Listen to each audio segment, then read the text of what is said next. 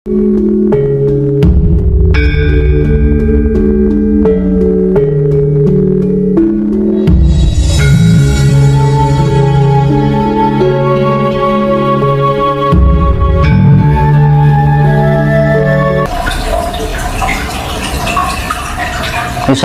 ini diberi kewenangan untuk memimpin namanya dunia, karena dari segi pengetahuannya itu lebih kompleks dari kondisi keadaan alamnya, lebih kompleks ya, kekayaan alamnya.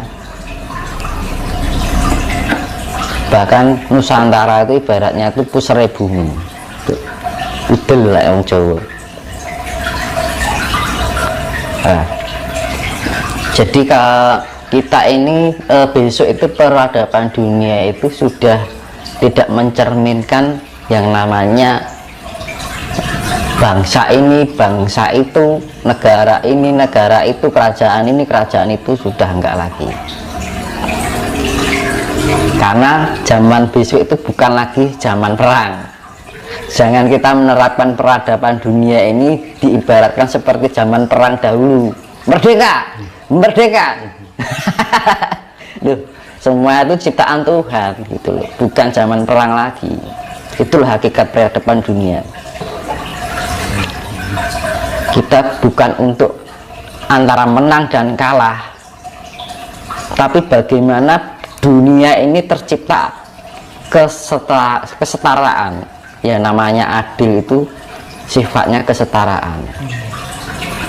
Jadi jenenge wong ibaratnya pemimpin ya, kan ibaratnya kan Nusantara ini akan menjadi pemimpin dari segala bangsa di dunia. Nah, modelnya jadi wong pemimpin itu apa? Satu, pengayom. Betul. Ya kan, memberikan suatu keadilan, ya kan, memberikan contoh yang baik, tidak merasa kuasa, ya, memberikan contoh, memberikan tuntunan yang baik, bukan untuk menindas, bukan merasa hebat, tidak merasa diri hebat, ya kan. Justru kita diberikan kepercayaan itu, yang perlu kita lakukan bahwa kita justru mempunyai tanggung jawab yang sangat besar.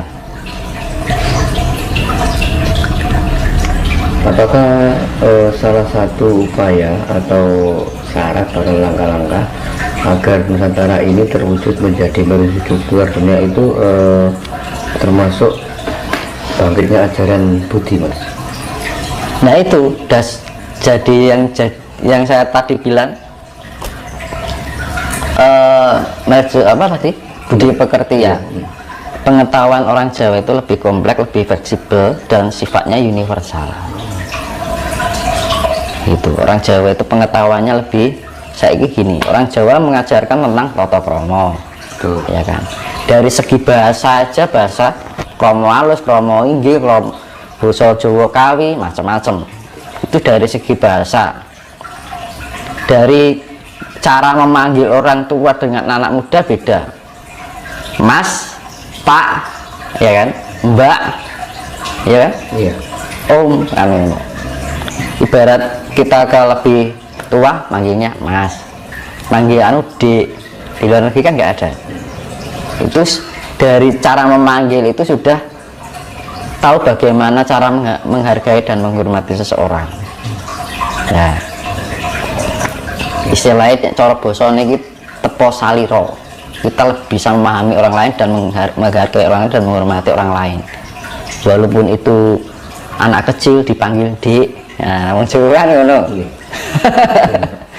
Nek wong luar negeri kan celuk jenenge, ya toh. Itu dari segi bahasa. Iya, betul. Terus secara Jawa itu sebenarnya leluhurnya masih ada lagi. Maksudnya masih ada lagi gimana? Jadi Jawa ini leluhurnya itu ada yang lebih hebat lagi daripada Jawa itu sendiri. leluhur Jawa. Masih ada yang lebih hebat lagi dari orang Jawa yang sekarang. Iya, iya, iya. Kuwi Jawa saya enak sing ngungkuli Mas. Nah itu, dan ini sisa-sisa Jawa itu, sisa-sisa dari Lemuria. Nah, Nusantara ini sisa-sisa dari Lemuria yang apa, peninggalan Lemuria yang tersisa gitu.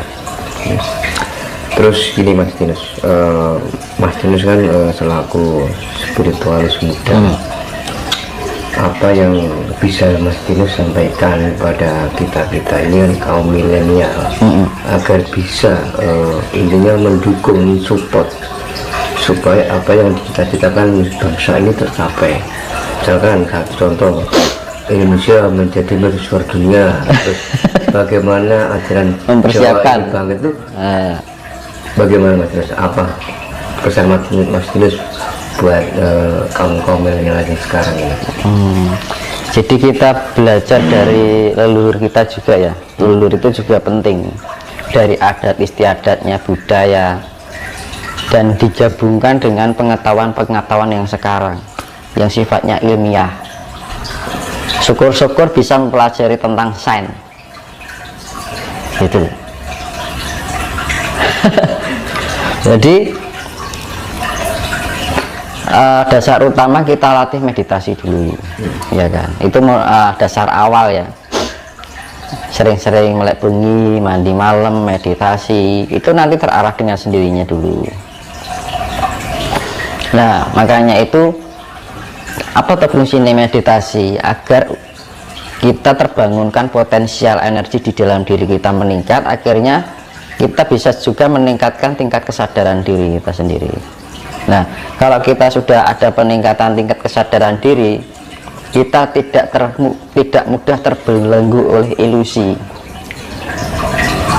Karena ilusi itu, kita bisa mengetahui ilusi ketika kita mempunyai tingkat kesadaran cipta.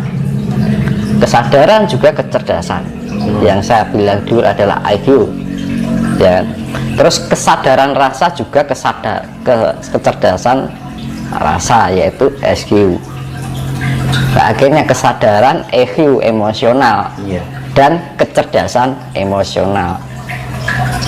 Jadi antara kesadaran dan kecerdasan, kalau orang sudah bisa memakai tentang kesadaran dan kecerdasan EQ, SQ, dan IQ, orang tidak akan mudah dibodohi. Ya, sifatnya dibodohi ini. Kamu diberi misalkan diberi pengetahuan ini. Nanti kamu akan naik surga. Nanti kalau kamu melakukan ini, kamu akan masuk neraka. Nah, itu loh. Oh, Gusti Allah ya atau enggak ya ancaman kayak gitu kan. Kenapa manusia harus memberikan penghakiman gitu loh. Manusia tidak berhak untuk menghakimi sesamanya. Menjat itu namanya. Ya kan? Dan orang Jawa pun tidak pernah menjat kayak gitu. Ajaran Jawa, ajaran Nusantara, nggak pernah. Kamu nanti kalau melakukan ini, nek wong Jawa ngalani ora ilok. Nah itu kan. Perkara itu dosa, itu surga neraka itu bukan urusan manusia.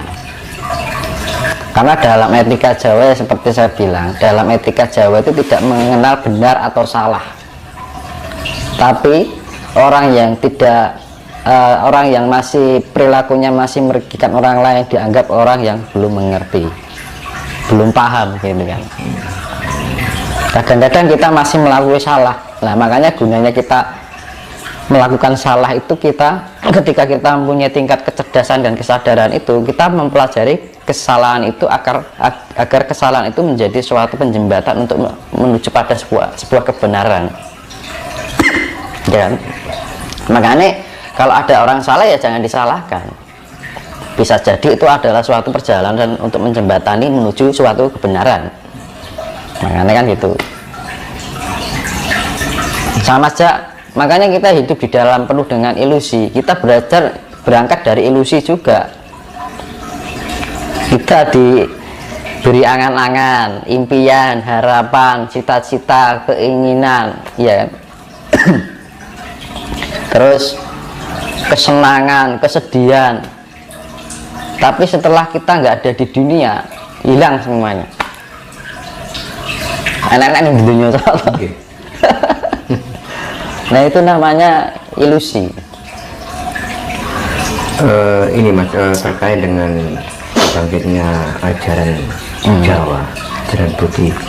Kalau menurut Mas Dino sendiri, perlukah untuk Indonesia ini mendirikan sebuah lembaga pendidikan yang berbasiskan Jawa?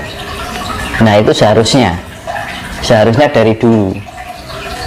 Kenapa enggak dipikirkan gitu? Ya, yaitu tadi loh. Pengetahuan orang sekarang itu dibodohi dengan sifat-sifat yang membatasi. Yang membatasi yaitu tadi diiming-imingi surga, ditakut-takutin neraka. Gitu. Mau melakukan ini dianggap salah, dosa. Iya kan, dosa, dianggap peru, masuk neraka. Gitu. Terus sekarang gini, seibaratnya ya. Seorang profesor lah misalkan, itu orang berarti orang yang punya tingkat kecerdasan yang luar biasa ya. Ketika dia menghadapi yang namanya yaitu ancaman surga, apa, iming-iming surga, ancaman neraka, itu ketika menghadapi itu kecerdasannya langsung terhenti, langsung down. Kenapa gitu? Nah ininya kok nggak dipakai gitu, ya kan?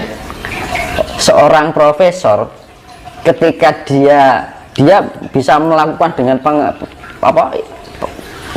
penemuan secara ilmiah ya, bisa menemukan ini, menemukan itu, bisa membuat ini, membuat itu. Tapi ketika menghadapi hal yang sifatnya membatasi atau membodohi itu, yang sifatnya iming-iming surga, ancaman neraka, langsung putul, langsung terpotong, langsung cerdasannya hilang.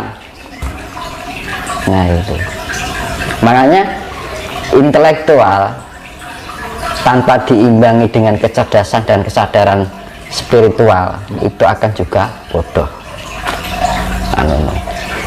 Kecerdasan spiritual dan kesadaran spiritual tanpa diimbangi kecerdasan ini juga akhirnya apa? Timbul kefanatikan. Tuh. Ya. Akhirnya gitu loh.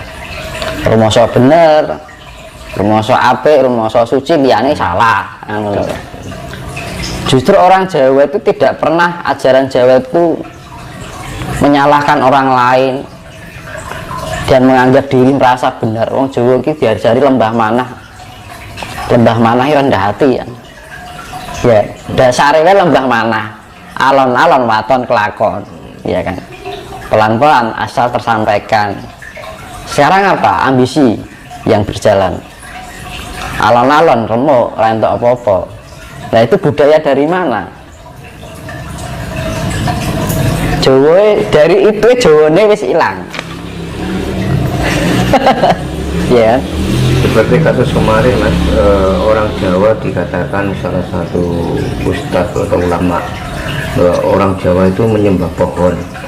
Buktinya orang Jawa nggak protes kan, nggak sampai demo kan. Nah itu kan bukti bahwa orang Jawa itu yang lembah manah, seperti yang tadi Mas sudah sampaikan ya. Iya. Ya karena orang Jawa itu nggak bawel. Kadang-kadang mengerti tapi diam. Ya, orang Jawa itu lebih baik diam daripada harus kita ramai gitu loh, mengedepankan ego, gitu. Nalar diabaikan. Akhirnya apa? Akal sehat nggak